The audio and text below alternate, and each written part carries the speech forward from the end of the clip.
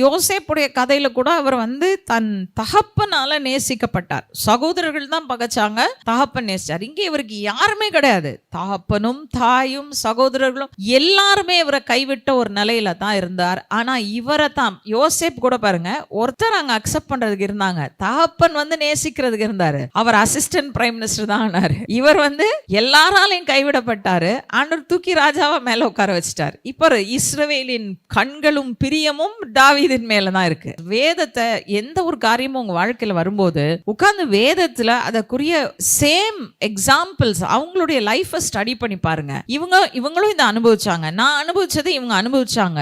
அப்ப தேவன் அவங்களுக்கு என்ன செய்தார் அப்படின்றத நீங்க சிந்திச்சு பார்த்தீங்கன்னா, தேவன் அவர்களுக்கு என்ன செய்தாரோ அதையே எனக்கும் அவர் செய்ய வல்லவர் என்பதை நீங்கள் அறியும் போது நிச்சயமா பிசாசு எந்த அரணையும் உங்க மனசுல கட்ட முடியாது. ஃபர்ஸ்ட் ஆஃப் ஆல், அரண்கள் நமக்கு தெரியாம இருக்கு. இப்போ நம்ம தெரிஞ்சுக்கிட்டோம் அப்படின்னா இனி அந்த அரணை கட்டுவதற்கு பிசாசுக்கு கொஞ்சம் கூட இடம் நம்ம வாழ்க்கையில கொடுக்கவே கூடாது.